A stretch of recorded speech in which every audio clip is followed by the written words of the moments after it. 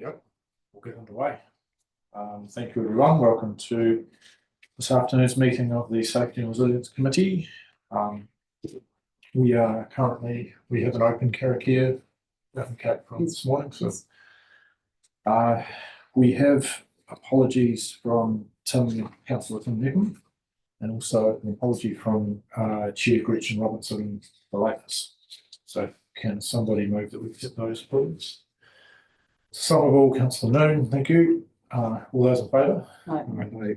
Against? That's carried. Thank you. We have no public forums. And sorry, yes, we have Councillor Laws on Zoom, and we have Councillor Forbes on Zoom. My apologies. And also some staff. No public forum, confirmation of agenda, assuming that is confirmed. Normally. I thought we had to move the confirm the agenda. Do If there's a change. Okay. Normal declaration of interests, confirmation of minutes. Someone prepared to move that the previous meeting's minutes were shown accurate record. Someone will thank you. Councillor Weir, thank you. All those in favour? No. Against? It's carried. Thank you. Right, we have no open actions from the resolutions of the committee, much to the credit of Chair Somerville and myself. We will move to presentations. We don't have any. So we have 4 papers for today. First one, blocks for natural hazards. Welcome, Tom, and I believe we have Tim and Tim and Juliet. Well, welcome, guys. Tom, any opening comments? I've seen out of these gents. Right, yeah, cool. Thank you. Got it, guys. So thank you, councillors. My name is Julian Wright, Natural Hazards Analyst. So the purpose of this paper is to provide an update to council on the progress of the Roxburgh Debris Flow Hazards Management Program. So a number of debris flow events have been recorded in Roxburgh since 1938, or at least 1938. But the substantial events in November 2017 highlighted the significance of the hazard to the community and prompted the contemporary hazard management response. This included channel maintenance, debris flow investigations, and monitoring of the catchments. So preliminary risk assessments conducted by Golder Associates in 2019 have indicated that the risk to life is significant at Pump Station Creek, which is just to the north of the township of Roxburgh, Reservoir Creek, which runs through the centre of the township, and Golf Course Creek, which runs just to the south of the township. The Golder reports recommended 2 key actions. First being to implement an interim channel monitoring and maintenance plan, and to conduct a more detailed, spatially comprehensive hazard and risk assessment. Furthermore, the OSC Natural Hazards team this year has identified additional catchments other than those active during the 2017 events, and we've included these in the work program scope. So to action these key recommendations from Golder, the Roxburgh Debris Flows work program has 2 parallel projects to conduct this financial year. The first being the interim channel monitoring and maintenance plan, which is designed to manage the hazard in the short term. And the second being the detailed hazard and risk assessment. Now, this is the key fundamental technical study designed to inform future management options, including potential Central Otago District Council spatial planning. So that's the introduction to the paper. Thank you. Okay, great. Thanks for that. If there's nothing further to add to that, we can move to questions. Councillor Wilson. Fascinating report, and thank you. I'm going to take us slightly off topic. I just want to understand how this work's been paid for, out of what fund, but also I'm just looking at the recommendation, and I totally appreciate that I should have raised this earlier, but so we've got a recommendation just to note this report. I'm not sure when this paper first came to us. I think it was 2019, of which potentially quite a few of us weren't around the table. I presume it's been added into the long-term plan as a process project, but not really linked to a work program that we necessarily saw, and that's absolutely fine. But the community, I'm sure, for the last 5 years, has been wondering what's happening. And I just want to lift it up to make sure, so I would have seen this as if it had been recommended by council to do this in 2019, it would have been coming through as an action, an unfulfilled action for the last 5 years, if we hadn't funded it. And so that's a process one. I'm sorry to take you down a slippery slope here. I'm not trying to be difficult, and I'm not cross about it. I just want to understand the process, but also who is funding this work. I'm interested in compared to other natural hazard work, just to ensure consistency. Yes, my understanding is that this work comes out of the general rate funded natural hazards budget. And this paper is an update that gives you brings there's quite a lot of background in it, deliberately so, to help to bring you haven't seen this topic for a little while, but to help to bring you along for the ride. And then the other key bit is that we're not yet at a stage where we've got any kind of recommendations for you, but that we continue to deliver the program as specified in the LTP. So it's funded in the LTP.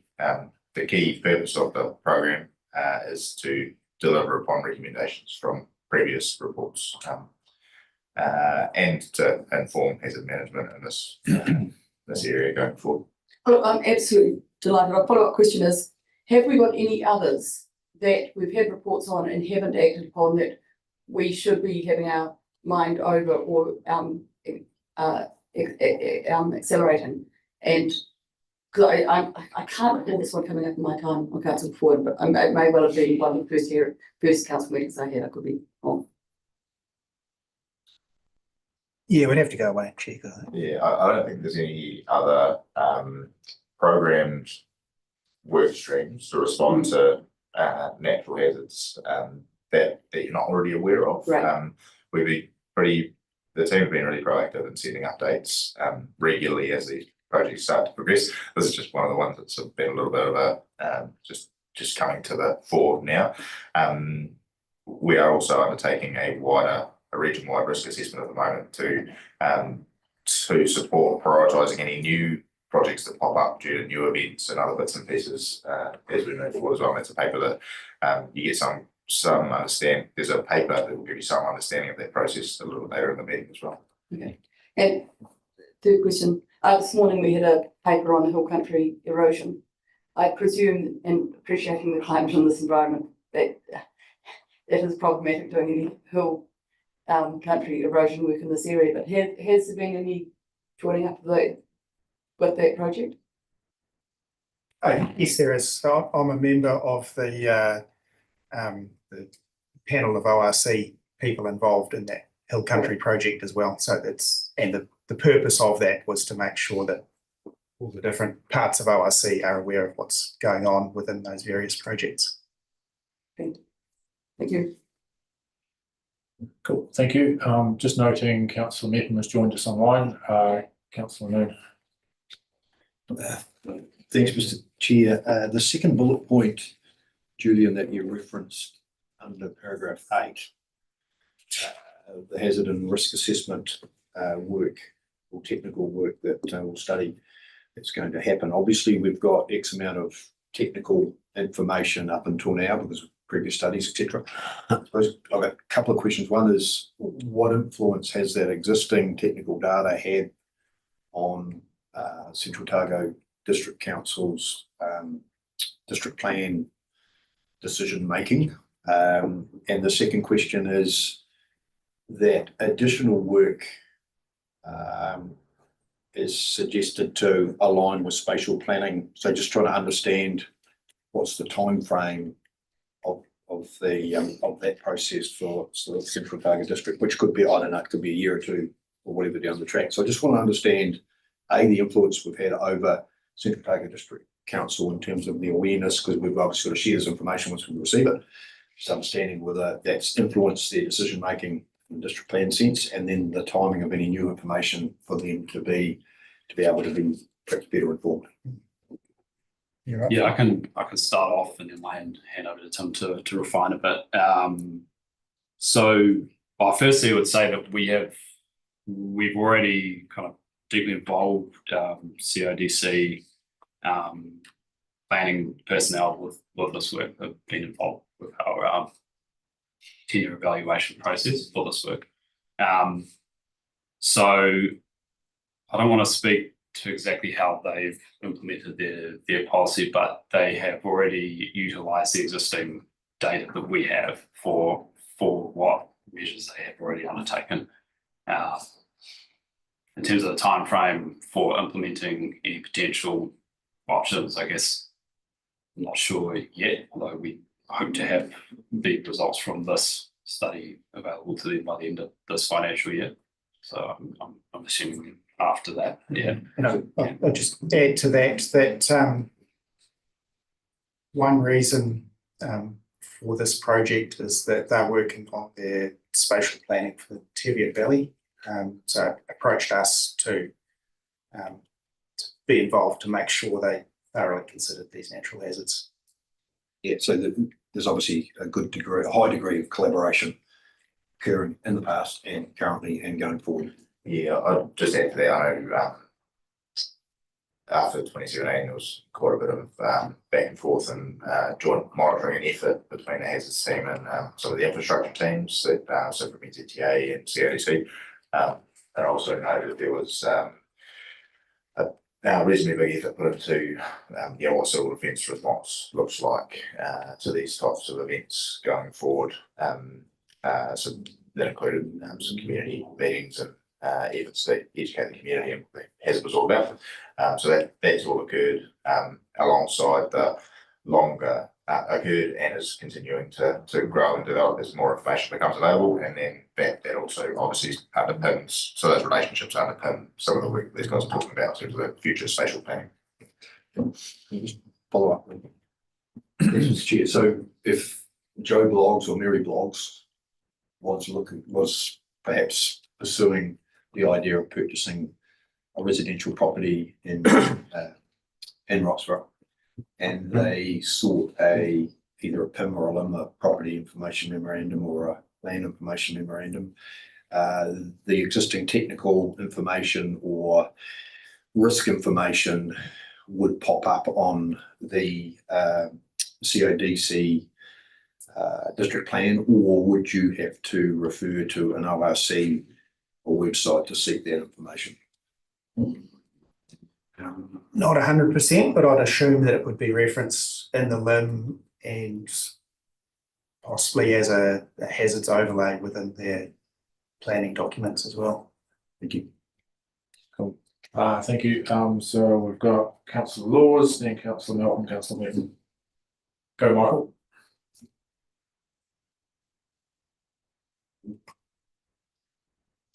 Thank you. Sorry. Listen, I actually drove through this at the time it was happening, and it was quite an event, as you know, just on the other, both in Cromwell and on the other side of it. But the thing that struck me at the time was the risk to people, and that's why the emergency works were undertaken. In section 22 of this report, you talk about the Golder report, making a risk assessment of the risk of life being significant at Pump Station, Reservoir and Golf Course Creeks, and obviously work's been done there. The risk to life issue, does that currently exist now?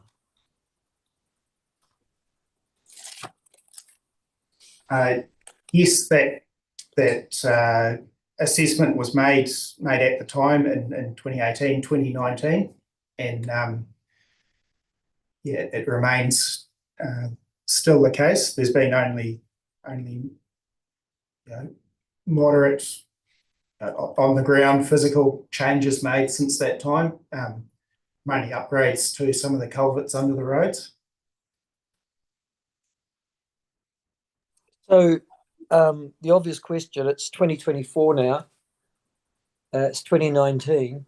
The risk of life was flagged in 2019. Are you saying that in 5 years that risk to life is still apparent from these particular potential events?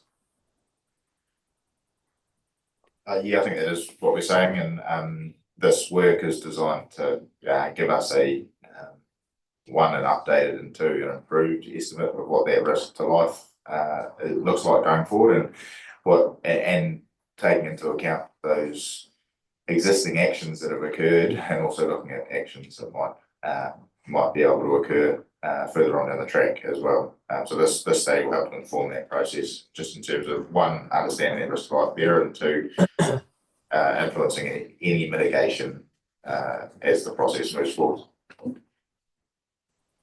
Well, it's just that if I was living in Roxburgh and I heard risk to life and it's written in an official report and we've known about it since 2019, and here we are thinking, oh, well, we're going to quantify it in 2024, but it won't happen until 2025, I'd be thinking, what on earth have the IRC been doing in that time? And if there's a risk to life, why haven't the capital works or the mitigation works been a little bit more, well, faster and more urgent? What would the argument or what would the answer be from the IRC to that?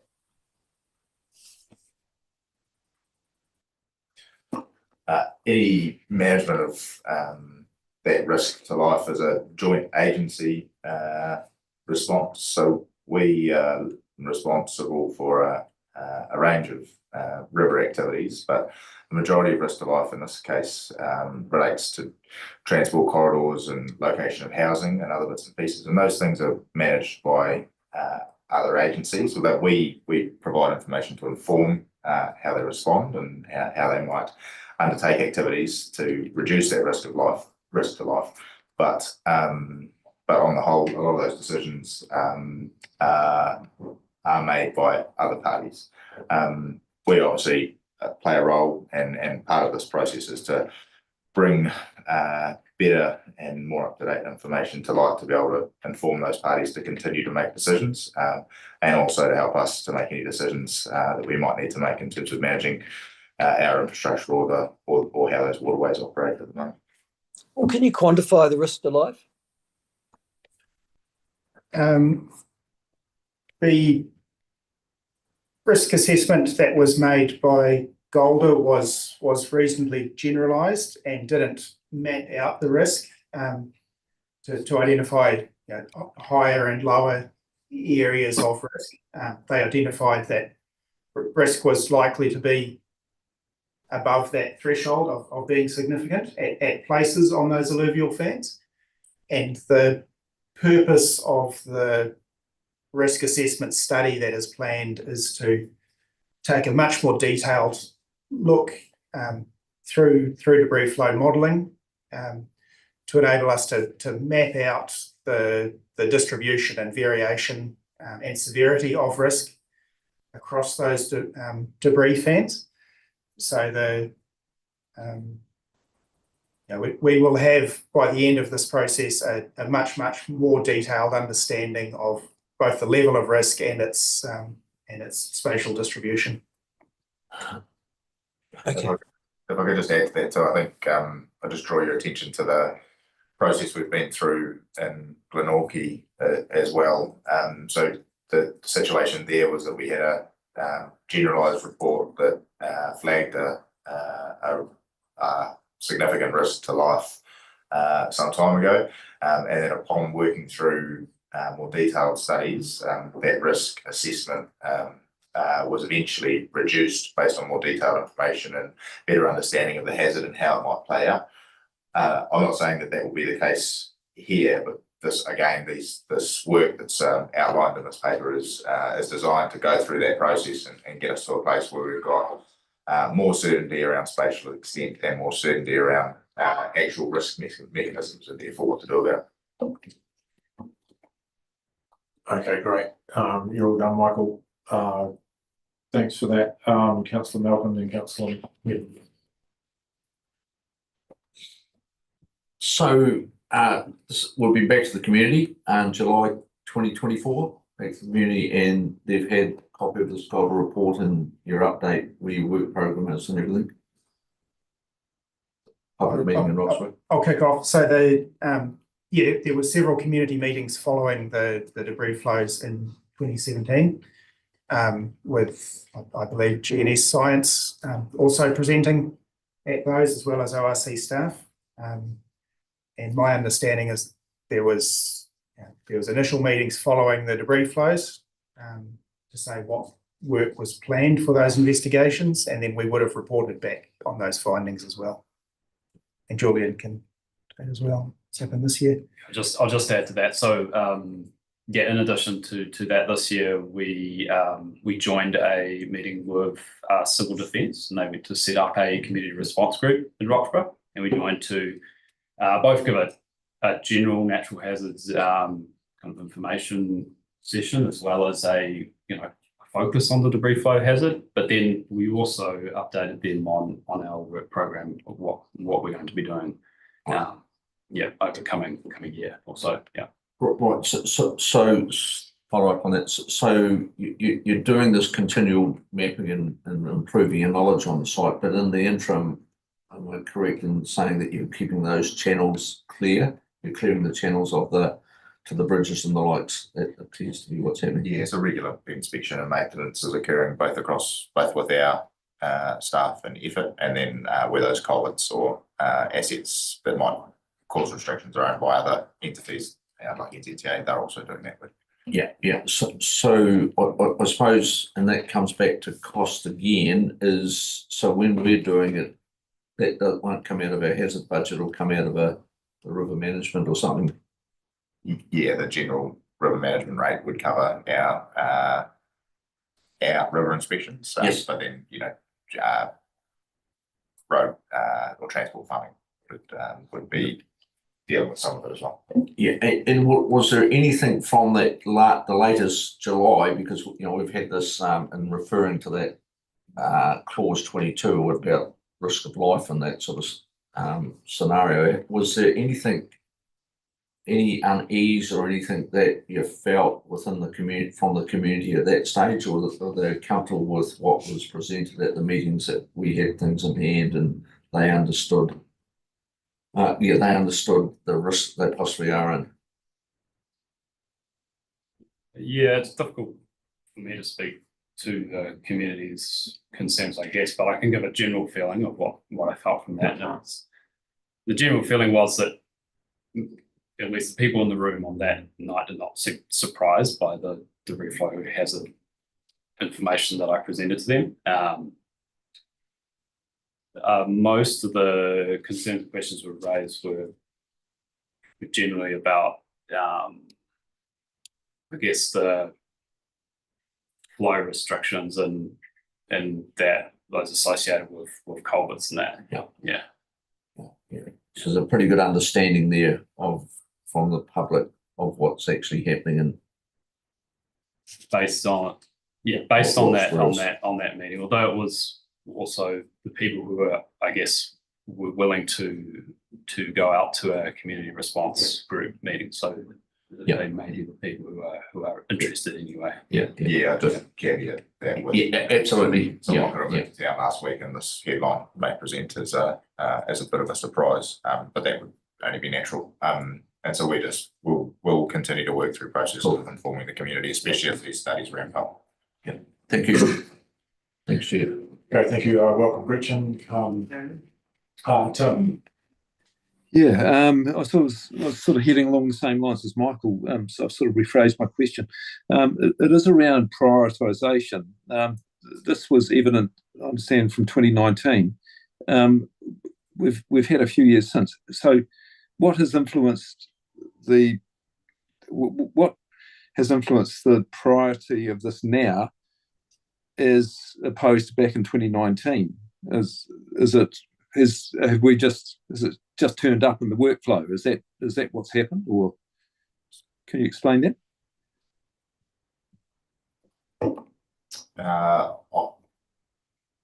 a shame John-Luc is not here. He's on his last week of parental leave at the moment. He'd be able to give you considerable history, I'm sure. Look, my understanding though is that an initial study was undertaken, and then funding was sought to continue a work program, and it was scheduled within the resources of the staffing within the natural hazard team. Some of the work that has been occurring before this that has a similar is of a similar nature as the likes of the Head of the Lake work, which you're starting to see products associated with now. And so this is just another piece of work that's been started afterwards. We've picked these pieces of work up in the past in in terms of reacting to events that have occurred. Middlemarch would be another example. It wasn't on the radar for any work. An event occurred, we then picked up some studies and did some additional work in that place. The team are now working towards a more proactive space by developing a region-wide risk assessment and an ability to start programming those things based on a collective regional view of risk and hazards rather than responding to events on an event-by-event basis. But this work is just next step of the ranks. It's the next thing we're picking up in the station. So do you have any kind of decision matrix, like loss of life being earning a whole lot of points to put this in front of everything else? Do you have a decision matrix on this work?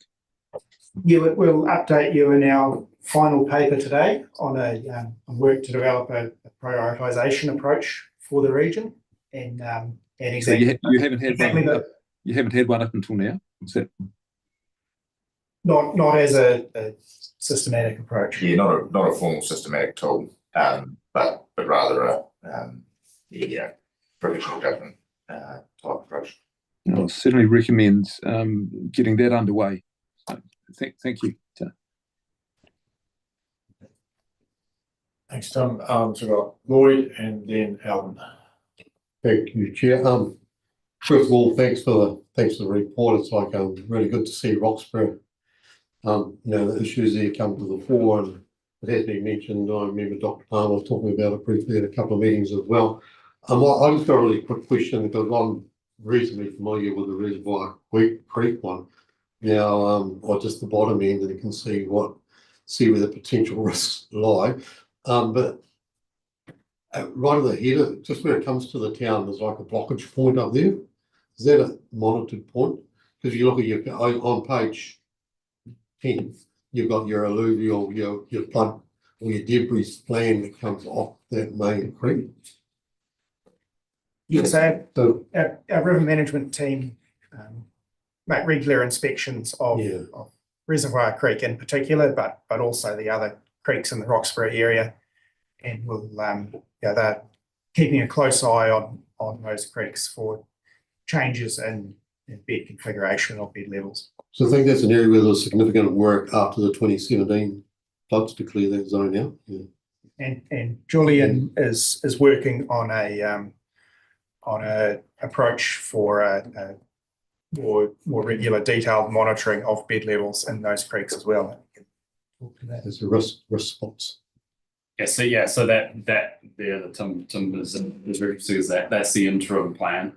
So that will get underway in a meaningful way when we have delivered our most recent LiDAR survey that's acting as both the kind of baseline topographic information for the hazard and risk assessment, but also as our kind of current day survey of the morphology of those creeks, so we can understand exactly where we need to remove sediment from, kind of bring it to those ideal levels for now at least. Yeah. Thank you. Thank you, Alan. Thanks. One of the special difficulties at Roxburgh, I understand, is the very short warning time that you might get for a significant event. Could you outline what our actions would be and Civil Defence's actions should we be alerted by either heavy rainfall or forecasts or the information from that rain gauge in the Upper Reservoir Creek? Yeah, so this hazard is normally associated with quite heavy thunderstorm events. So when we see a general thunderstorm watch or warning for this area, we start to take action. So that'd be notifying civil defence of the potential for an event to occur. And they've got information set aside already in terms of what previous events have looked like, and therefore how to respond and how to message to the community. So that would be, primarily focused on messaging around, staying away from key creeks and rivers, and giving people warning that that's occurring. It is worth noting that you are talking about quite quick response times here, 30 to 90 minutes from the rainfall event starting to see debris flow. So see the largely communications exercise and mobilising key resources like fire and emergency and police to manage road crossings and corridors and to be on scene to observe how things are playing out. Okay, thanks. Councillor Wilson. Just a recurring theme for me, sorry. The responsibility of Central Otago District Council in this, and now we talked about spatial planning, get that, but we've done a lot of work and gone a long way down in the natural hazards space in Whakatapu at Glenorchy.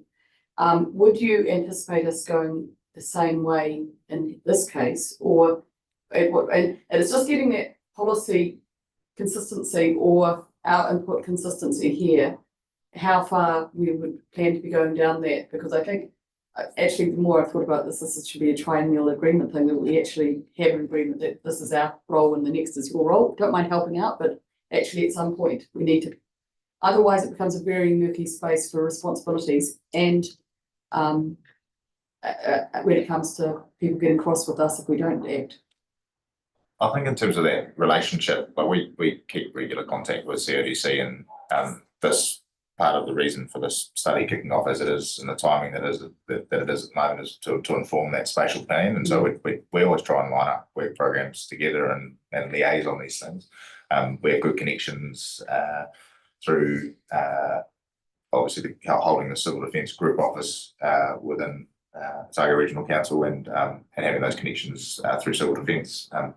So I think we are managing that quite well. And in terms of the need for a higher level triennial type agreement, I'm not sure how much value it would add. But no, it's not so much about that. It's about the consistency of policy right across Otago. That once we find a issue, we know what our role is, and when our role becomes the territorial authority's role.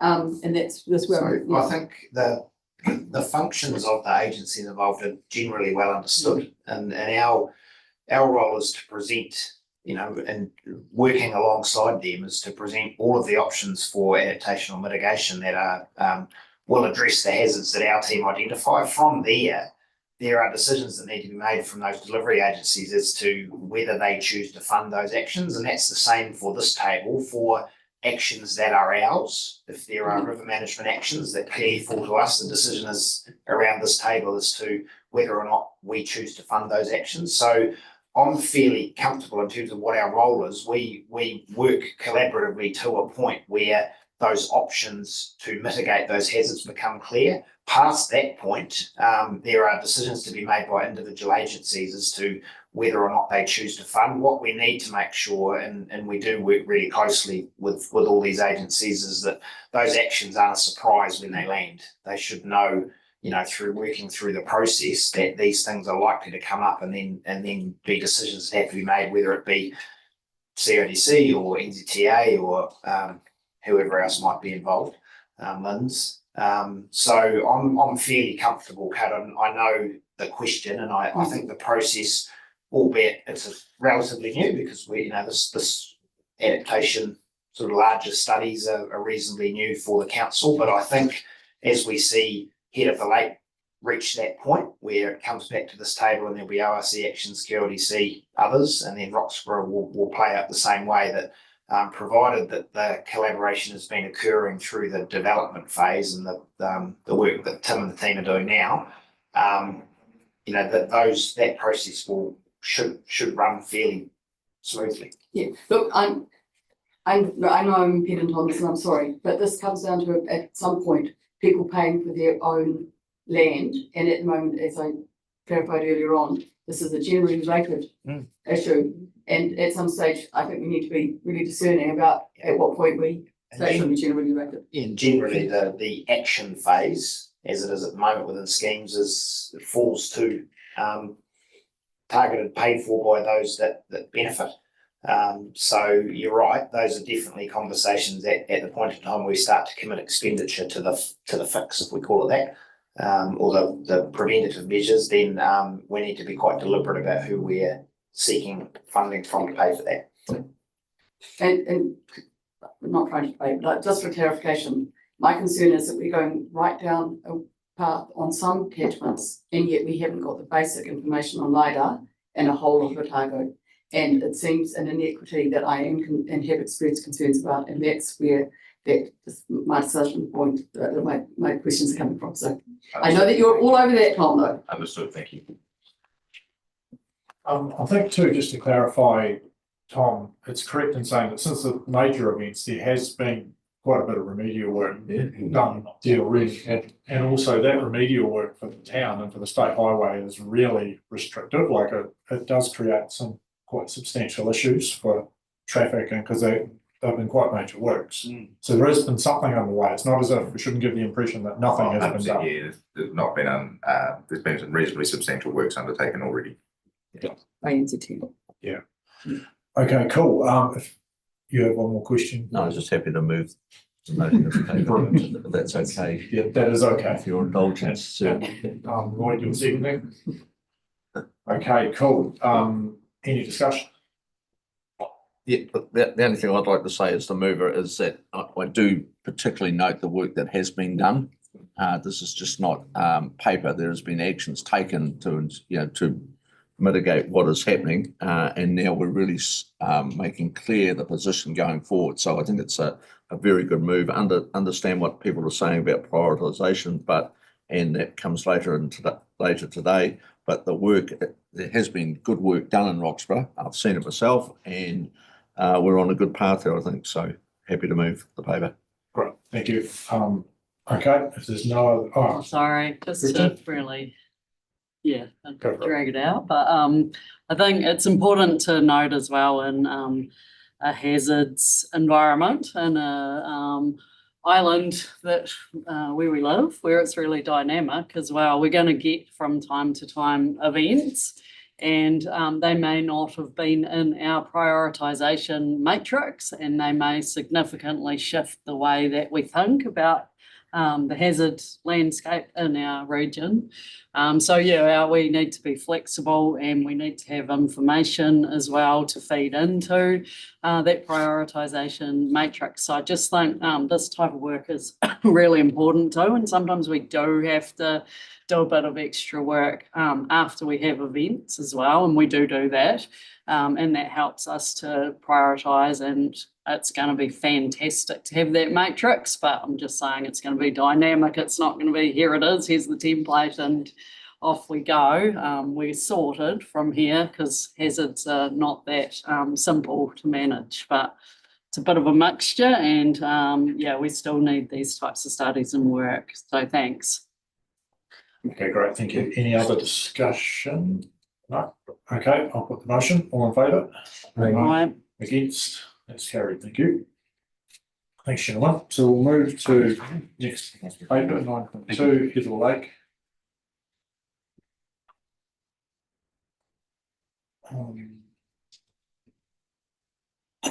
Tom and Tim staying. And we'll have Anne joining us as well. Yeah, and Ryan online. Welcome, Anne and Tim online. Welcome. Yes, I'll introduce. Thanks, everybody. I'm Anne. Sorry. I'm Anne Conroy with the Natural Hazards team, and I'm the team lead for adaptation. And online is Tuan Nguyen, who's in my team as well as obviously Tim. So we just want to give you a quick update on Head of the Lake, as we've been working towards this program for quite some time. So this is our regular 3-monthly update. So since our previous paper, which we presented in August, we've been working towards presenting the findings of the last 2 key technical reports that got delivered. So those 2 reports were the Glenorchy and Kinloch natural hazard risk analysis, and also the assessments of floodplain management interventions for the Dart and Rees floodplains. So we've done a lot of activities in August and September to share those findings with a variety of audiences. So in the first one of those was we have spent some time with QLDC staff at staff level, team members, sharing the results of those technical reports. We did a workshop with yourselves on the 29th of August, where we invited Becca and Dan Watch to present the technical findings. So the slides of that workshop are attached if you want to have a look at those. We then also did a briefing to the QLDC councillors. We only had a short amount of time, so it was ORC staff who did that briefing. And then following up from that, we did a two-day community engagement activities, where we had a presentation from the technical experts to the community as a town hall event. We also did live streaming of that so that people who couldn't attend in person could attend online, and it had a Q&A session as well.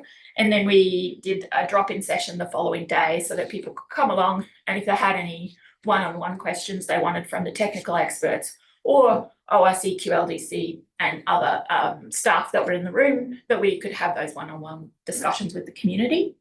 So that was our suite of activities that we went through to share the findings of those 2 new reports. So that worked well.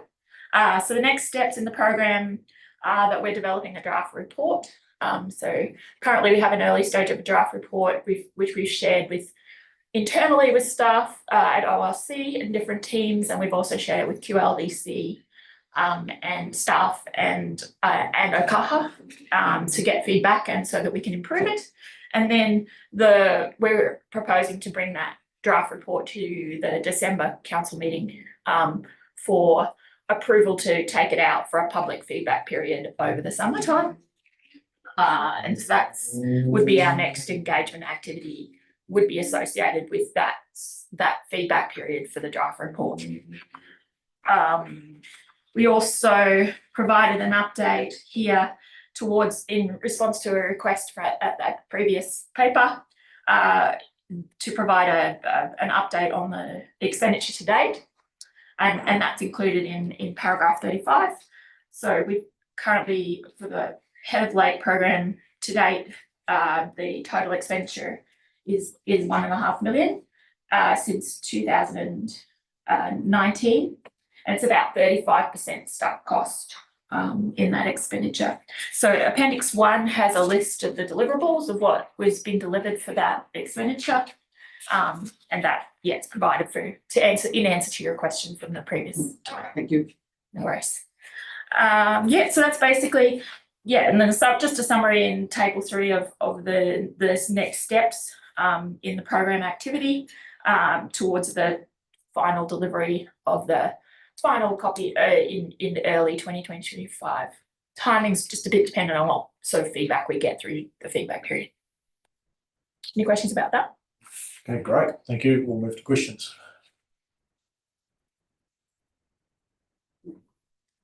Okay. Sorry, repetitive. How much is LIDAR going to cost for the rest of the total? That hasn't been done? I think it was about 3 million all up. Is that with or without the government subsidy? Without, that would be without.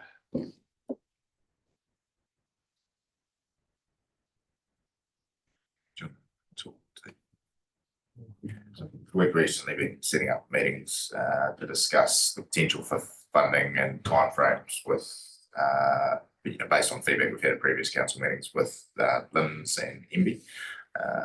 There's been some progress there, a few more to come. We should be able to come back to committee at some stage with an update on what those conversations have yielded. And that will help to inform annual plan conversations and anything else that you'd like to have.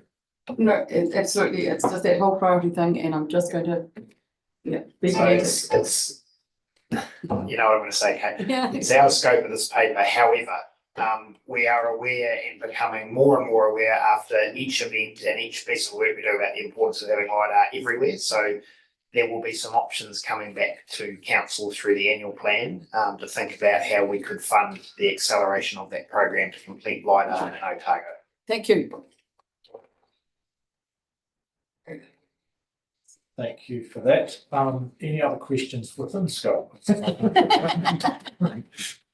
Andrew. Hopefully I'm not within scope. And just going to the 2 community engagement sessions, and you mentioned about the numbers there. So I suppose, are we still getting good numbers as compared when the process kicked off quite some time ago? So, there's been a lot of information sharing, there's been a lot of conversation. So just really wanting you to confirm that we're still getting that the hunger for information to understand the hazard risks in and around Glenorchy. Yeah, for sure. It's a very engaged, or the people who turn up, obviously, to the engagement sessions are very, interested in the information and engaged in the discussions. So that contribute a lot of ideas that we've, incorporated in the strategy, and so we're taking advantage of their, enthusiasm. They're also, super interested in, integration with like integrated catchment management and all that kind of stuff. So yeah, certainly the community is very interested. They're by and large quite realistic about their hazardscape. They live there and understand how dynamic it is. And so that the people we mostly speak to, they have a very strong level of observation around, the changes to their hazards. So, that's really, really good to see and important for that particular community as well. So we're seeing great levels of engagement. One of the things we heard back from the Becker team through this risk engagement was that they've had, previously in other communities presented risk and information that's been quite fraught for the communities, but it was less so perhaps for the head of the lake community, because they had already spent a lot of time had discussions about the hazards. So that awareness of the hazards made the risk information less confronting potentially. And so that was good feedback from the technical experts that having the conversations about risk was easier, having already had the conversations about hazard. Very good, thank you. Thank you. Any more questions? It is a slow moving beast, but it is reaching some points or arriving at some more detail now that is becoming quite important. Lloyd, you have a question? Well, I just have a clarification one. Go for it. So on the on the main graph, 26, we got in the what matters most. We still got the one, the social and economic impact assessment phase 2, which is still in price orange. So it took me a while to follow all the lines around to see where it fits in. So I assume that's going to be a part of this next engagement phase. It's more of a it's like, for example, in addition to that piece, it's also informing the strategy writing more than as a standalone document. So it's as well as the cultural assessment that OCAR has prepared for us, that both goes into part of the strategy information that will be included in the overall strategy document. So that's all it's being. So it's not like something that's getting behind schedule. It's in hand. It's just a matter of finalising it, basically. And I'd note on that diagram, it's kind of everything informs everything else in a way. You know, there's some very direct links which we've noted, but you know, just because there's not a narrow linking one thing to another doesn't mean that the information is taken into account. No, that's all good. Thank you. Kate, you got one more question? Yeah, Mike, please. Alexa and myself attended the other community meetings, and I agree that they're really well attended with really engaged people, but there are people who aren't in the room. And just checking in before we go and develop the strategy, because that is a massive piece next. Is there any attempt to get something into every letterbox or something that just gets people who haven't been there at the moment? It's a tough crowd. You've got it really engaged, and then you've got the slightly disengaged. Yeah, so we've been using multiple forums to try and get information out. So before the previous engagement, we did do a letter drop of a flyer to say that we were going to be in town. So that went to every post box. Same way we send out our ORC newsletters. So that was part of our attempt to see if more people could be. We also the online live stream was also helped to people who might not be able to attend, like young families, for example. There were attendees online who would represent that group, and we did in recording the information presented as well, and then sharing it through the links through the newsletter. We're attempting to also touch a wider audience with the information by sharing it through multiple channels. It's really interesting stuff, and yeah, I concur with you about how engaged they are. Cool, thank you. Right, if we're done with questions, we have 3 recommendations, 2 noting the report, and a recommendation we send this now up to council. You're happy to move those? We don't need one on the screen replay. Kate, you are happy to second those? Okay, we'll open it up for any debate or discussion. I'm just happy to really support this and note that it has been important work that's been going on for some time. We're getting the practice in this community engagement as we are getting more practice around Otago. And it's good to have been on council for 2 years now, to have tracked how this is going, and I'm looking forward to seeing how it is going further. So thank you to everyone who's involved, and of course we thank the community members too for their input and involvement along the way too. Great, thanks, Alan. Alexa? Sure. I think it's really, really good work too. I mean, my sense is that the community is across a lot of this, that the community association has people pretty engaged, and it's a very small community, even though it spreads over quite a big geographical area. And I think there's really, really good work done here, but at some point people are going to get up, are going to be thinking about costs. I know it's beyond the scope of this, but people, that concern is sitting in the community, and solutions where there possibly aren't any. So there will be some angst at some point or another in the process, but really good work in terms of applying process and going all the way through it. Thank you. Okay, great, thanks for that. Any other discussion? No, radio, I'm going to put it. All in favour? Aye. Against? That's carried, thank you. Moving to paper number 3, North East Valley Flood Risk Mitigation. Cool, good afternoon. So this paper updates the committee on a program of investigations for reducing the flood risk in North East Valley, so that associated with Lindsay Creek. The flood hazard for parts of the Lindsay Creek floodplain is significant and higher than what is generally considered tolerable. And there's limited flood hazard and erosion mitigation in place for that floodplain. So the flood hazard risk is largely unmitigated. And there's some history there, in that a comprehensive flood protection scheme and a scaled back version were presented to council previously, around 10 years ago, with council deciding at the time not to pursue either of those.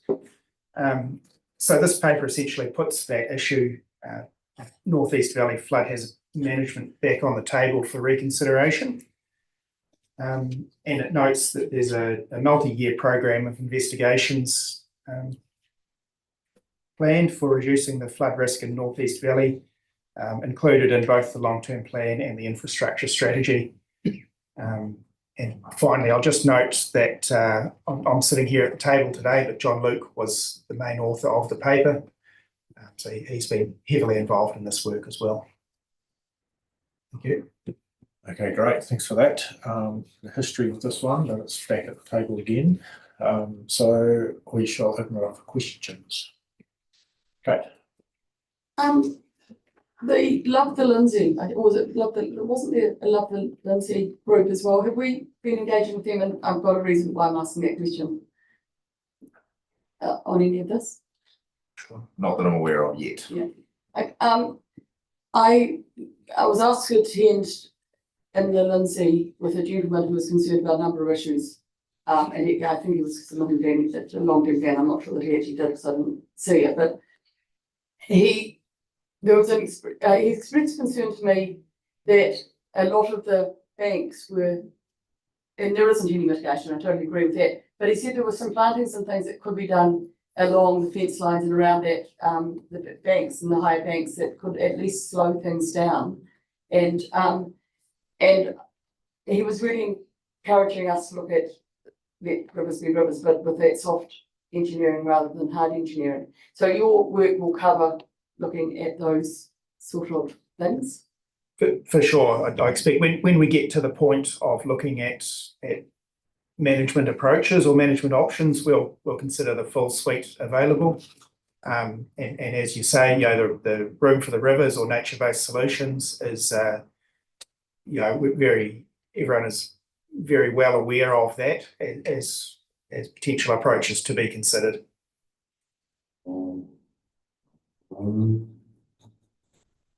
Yeah, well, when you look at the catchment on figure 1, which is a fabulously large catchment, and we think about what we talked about forestry and how it slows down water, are you looking?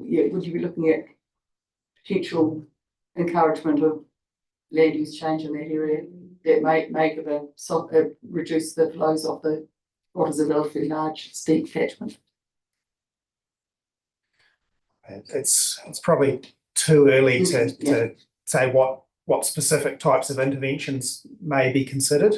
You know, the first thing we need to do is to get that detailed hazard and risk understanding, and we've got development of a hydraulic model underway at present, and you know, that will be the foundation where we can then consider those next steps. Thank you. Great, thank you, Tim. Yeah, really interesting report. Lots of historic information there on previous floods and things. I'm just wondering about the work that's been done on the Leith flood protection has been quite extensive, and I'm just wondering what about the impacts, or sorry, the benefits that would have in terms of Lindsay Creek flooding. Can you elaborate? Are you meaning benefits of things already in place or potential benefits of possible? No, the work that's been done on the Leith around the university, widening that whole area and sort of creating more flow for flooding water. Just wondering if that's taken into account in regards to some of the historic information we've got around Lindsay Creek. Yes, it has been and will be. So the hydraulic model build that's currently underway is looking at the full Leith and Lindsay as an integrated model. So it's considering the two catchments together. So has the risk of Lindsay Creek flooding catastrophically been reduced by the Leith flood protection work? I'd expect that the work on the Leith is kind of geographically quite far removed from the Leith, so I don't expect there'd be a significant difference associated. Okay. Yeah. Thanks. My understanding, Tom, is that the Leith scheme was designed to accommodate the flows from the Lindsay scheme, and that many of the options that were available in terms of the Lindsay scheme were to look at things like storage or retention and other peak flow mitigating options that would obviously have flow-on effects, but they were largely localized options that were specifically dealing with some of the hazards that occur in the Lindsay catchment, rather than looking at rather than having a significant downstream impact or being significantly impacted by the works that have already occurred downstream. Okay, so the areas that are most at risk in the North East Valley from Lindsay Creek, where are they exactly? I know we've got hospice care and we've got aged care in that valley. Is there any area particularly that's at most risk?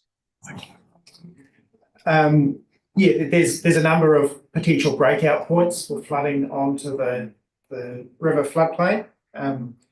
If you have a look within Appendix 1, there's mapping there of potential breakout points onto the floodplain.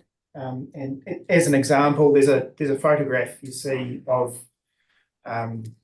Lindsay Creek in moderately high flows with water levels not that far off from the level of North Road. So you see that there's points like that and others which are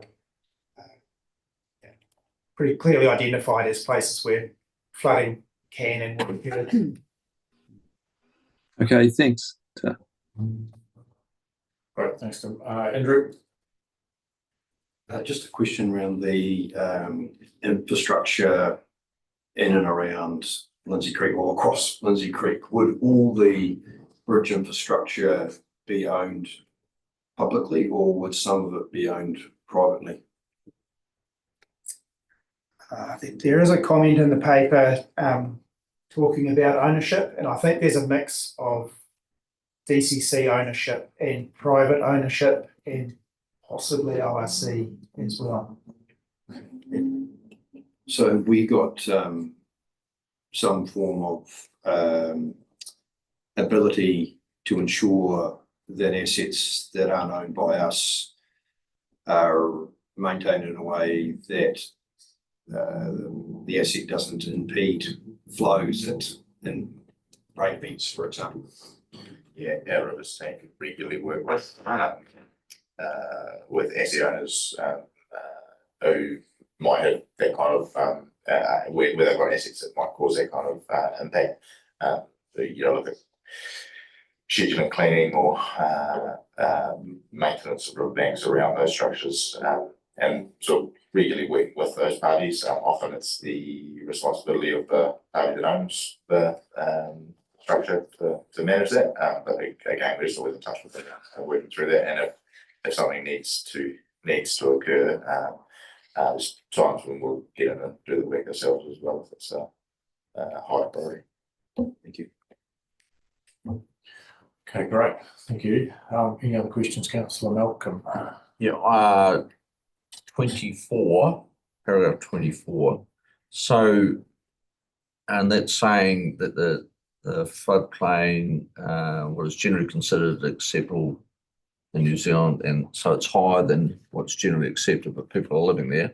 So, knowing that we are doing maintenance work on our channels there to keep it under control, I thought I read that. I'm sure I did. And so, if I walk the creek now, have we got it at capacity? And are we ensuring that we are keeping it at the right capacity?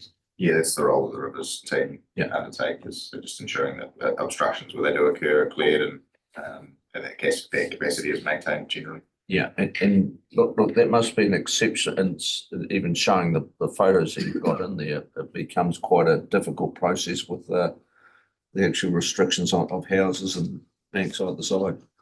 Yeah, pretty tight. Yeah. And could you just get onto the the pages where we've got orange marked, where we've got we were saying there's a quiet part, that's on page 131. acquired parcels which are either access agreements or RC land. Let's seeing that right, and you've got that great big orange strip. Do we own that, or we just have access to the role there? Yeah, my understanding is that areas shown in orange we have acquired, we own the land. Right. And there is a small area shown in a pink colour further downstream, which is subject to an access agreement. Right. So they must appear on a schedule somewhere that we own that property in. Yeah, they'll be title issued and those are largely an artifact of the previous process to work towards upgrade options. Yes. But obviously that then didn't go ahead. But that land is available to be managed when we get through to the next stage of this process. It's not inflating like Queenstown sections or anything like that. Thanks, Tom. Okay, any more questions? Good, thanks, Chair. In the infrastructure strategy, there's an amount of 101,000, I think, in year 1 and 2 for legalising ownership. Is that around that same area? Yes, I believe so. So it's probably still in progress. Yeah, there's some stuff that's still ongoing, I think, especially around some structures that we maintain. There's debris traps at the top end of the catchment and a few other bits and pieces. And I think that money relates to maintaining access to that site. Okay, great. Are we done for questions? So we have 4 recommendations. I'm happy to move. You have to move all 4? Yes. Okay, that's right. Andrew, you're seconding, thank you. Okay, I'll open it up for some discussion. Bridget? Oh, I'm not sure if they're using the mics or not, but I won't. Yeah, cool. Okay, so I do remember the earlier program where we investigated risk in this area and some of the discussions around those times, and that was exactly as the report outlines quite a while ago. And since then, the hazards landscape has changed in terms of people's attitudes, I think, as well as our knowledge, and also perhaps even the best practice for mitigation of hazards as well, such as flooding. So it does make sense to revisit this. You always ask yourself, have we done this work already? Could we just bring that out and have an initial discussion? But I think in this instance, it is worth going back and having a really good look. We've got a good basis. There's a lot of work that's been done already, so that's awesome. But in the context of where we're at now, there's some mention there around green infrastructure, and Councillor Wilson mentioned that earlier. Are there some opportunities there, particularly with some parks, reserves, whatever, corridors that could enhance the area as well as flood mitigation, but also has knowledge around even the hard infrastructure options as well changed during that time? Potentially it has. Our lessons even through the Leith there too.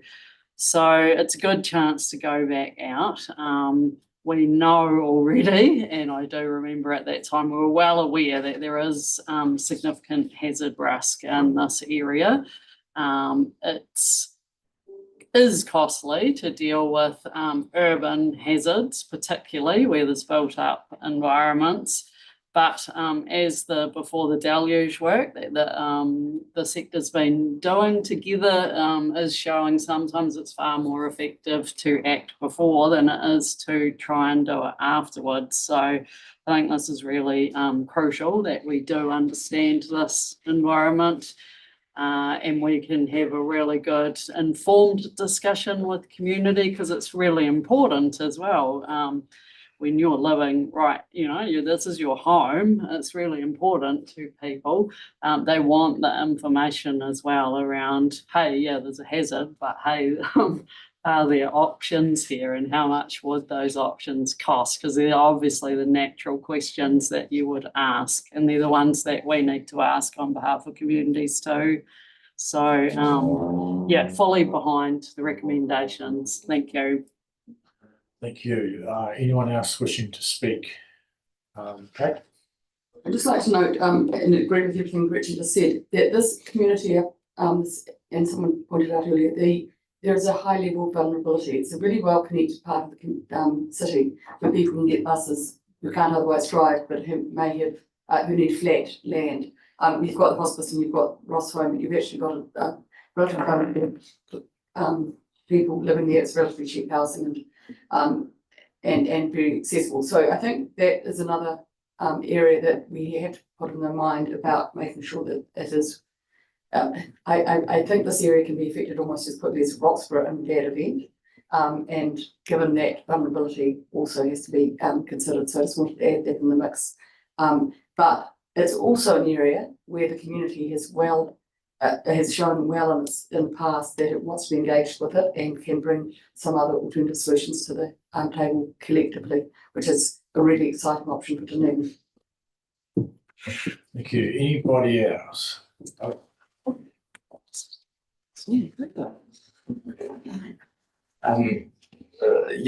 think as other councillors said, this is a community that's really connected to their awa,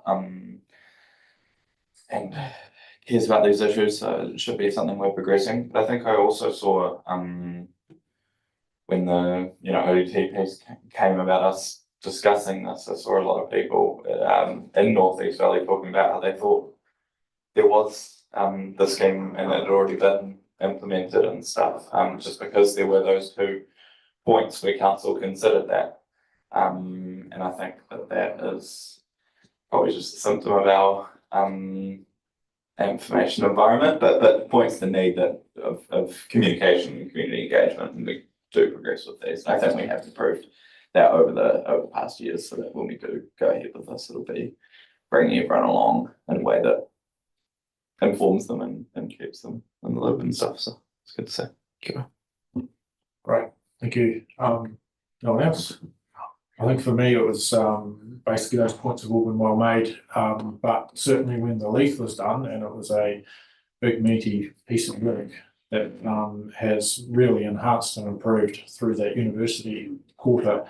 That's been a great piece of work, but it has cost an awful lot of money. And so the stages downstream and upstream were to be revisited, but they were funding required as well. So we can't make an informed decision until we advance this on. So I think it's very timely to do so. Okay, if we're all done, then we've moved and seconded, put the motion, all in favour? Aye. Against? It's carried, thank you. So we'll move to last item of the day, Otago Region Natural Hazards Prioritisation. Again, Tom? Yep. You spoke, please. Cool, thank you, Chair. So as we touched on earlier in the meeting, this paper presents a proposed regional approach for which has been developed for prioritising natural hazards adaptation planning for the ORC Natural Hazards team.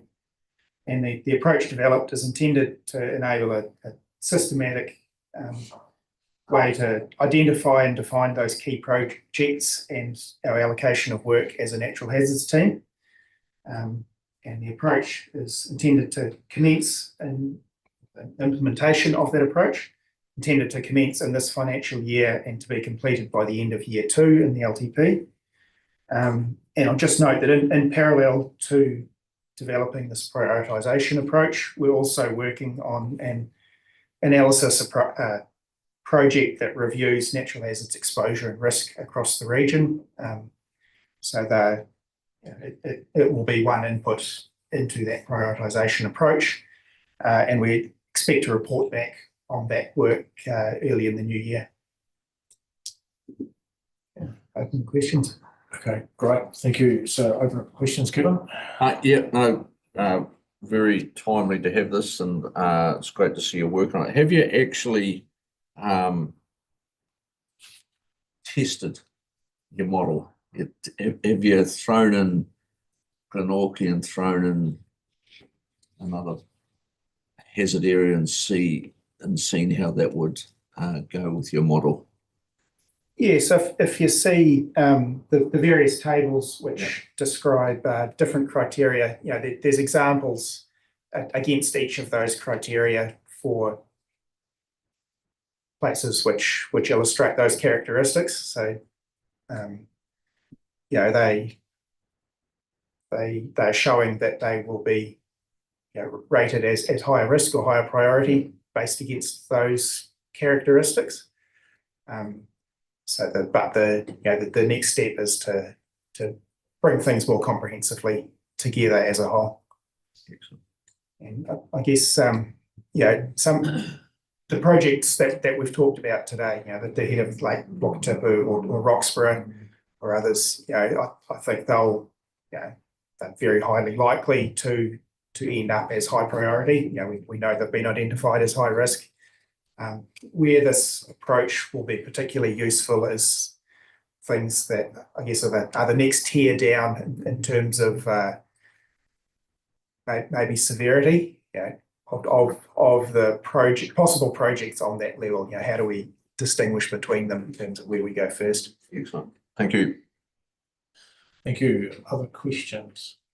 Right. I'm worried about asking this question because we've had seen the answer, but yeah, it is. Well, it is. So it is. I understand Richard's answer, but the reason I'm bringing it up is step one is compilation of long lists, but you haven't got that data, and yet I think in previous reports we've had LIDAR as being quite central to highlighting those, and it is that why I'm picking it up now, and why I've asked my previous questions, how that works seamlessly, because I appreciate I can go out to a hill, see this alluvial fan, think, yep, that's in the area, but I don't actually know what's necessarily above it or under it, and therefore prioritising this risk, which is what I think the benefit of having LIDAR might be. So, not being difficult, I am just wanting us to plan well and plan for the whole of Otago fairly, because these are heavy, costly items. How would this work in areas without LIDAR? So, in addition to LIDAR, which I agree is a fantastic tool for increasing our hazards and risk understanding and for doing our hazards assessments, we've got a lot of other complementary data sets. We've got regional mapping of, for instance, alluvial fans and floodplains across the region. So we have other data sets, as well as a long record of observations from various natural hazard events over history. The LIDAR would be great, particularly when we get further down the track beyond having identified a priority area. But when we decide we want to take the step of doing a comprehensive hazard and risk assessment, then it will be absolutely critical. It would be nice to have at this prioritisation phase, but we can make use of a lot of other data sets at this time. Thank you. Thanks. Kevin, did you want another question? Then? Oh, look, I was just going to make a comment and just to check that I did hear from Mr. Dyer correctly, because I was very sure that we discussed at our annual plan workshop the importance of possibly bringing LIDAR ahead and as to actually assist on other programs going forward. So, and possibly I think Councillor Wilson might not have been at that discussion. No, I know it's coming, but it's a year out. Yeah. No, that's no. We're Tim and I are actually meeting with Linz and MB next week to discuss co-funding options. Yeah. Some of which may be in this year, some of it might fit into next year. It depends what's available and what the options are there. But we'll certainly be looking to try and develop some options that are hopefully palatable and work out how we fund them and whether or not we bring anything back to the and hopefully we'll be bringing something back to this table reasonably quickly. Right, thank you. Gretchen, you were not enthusiastically before. Was that a question? It wasn't. I was just enthusiastic. Just enjoying the day. Andrew. try and keep my head still. Sorry. Matched Page, paragraph 47, it just talks about, the government is developing a national direction for natural hazards. So this framework that we're going to develop, I imagine will be a requirement in that new legislation. So if we don't crank it up sooner rather than later, we're going to be asked, to be probably a must do when that legislation's developed. Is that a fair assumption? I mean, we don't have any indication at this point where that legislation is going to end up. But I expect all of the early stage work discussed in the proposed approach here is a compilation of all the existing information into a form that we can use that to make initial assessments, and I expect that will be able to fit very well into whatever approach is proposed by government. No potential of a requirement to something slightly different because of the legislation that's coming down the pipeline. I suppose that's my question. Again, hard to know, but what I would say is that you might expect some sort of requirements to undertake a process exactly what that process looks like, and the information that it undertakes may not be specified. And the other point I just make is, regardless of legislative requirements, this tool and process will be quite useful for future conversations with different communities when we're in a situation where either funding isn't available to undertake all processes in parallel, or staff time isn't available to be able to undertake all processes in parallel. We'll be able to have conversations with communities in a way that evidences some prioritisation rather than just saying you're first and you're second. Thank you. Okay, great. Any more questions? No, okay. So we've got two recommendations, one to note the report and one that we are noting the proposed scope and intent of the natural hazards and prioritisation. Should be to move that, Chair. Councillor Malcolm, and we are seconding by Councillor Somerville. Is there any discussion? I'll go for it. I think, and we've touched on it a bit today, how really important it is, what we're proposing here, to be systematic about our analysis of those natural hazards, and then we can be systematic in the way we decide how to use our resources for the benefit of our communities. So I think this is really important, this work, and look forward to it progressing. Thank you. Anyone else? It's all right there. Oh, sorry. Yes. Tim, and then Alexa. Yes, look, I just want to reinforce what Alan said. It's really important to have a process in place around our natural hazards, not only for it to be defendable, but it's a part of our accountability too as a council. So this is really good to see, and I do recall these discussions in our planning processes too. So good to see it coming through this far. Thank you. Thanks. Thank you. I agree with all of this, but I just wanted to bring our attention as well, and I didn't quite know when to do it, probably in the paper it was actually presented in, but is that the letter from the insurance company was really interesting. And I'm not sure what we're thinking of doing that, but I think we need to not lose sight of that letter, and at some point perhaps make more of an effort to have it publicised, because that was really interesting about they're not just going by the limb, and in terms of assessing hazards. And so they're very interested in supporting our open approach. But anyway, I just wanted to raise that again so that we can think about that in the future as to how we might communicate some of that information. Thank you. Very happy to support. Okay, great. Is there anyone else wishing to say anything? Okay, no, I'll put the motion. All in favour? Aye. Against? That's carried. Thank you. And that brings to an end our papers. Kate, you can close the count here, please. Kia tau te rangimare ki runga in na iwi o te ao. Thanks everyone. Thank you very much. Good afternoon, meeting closed.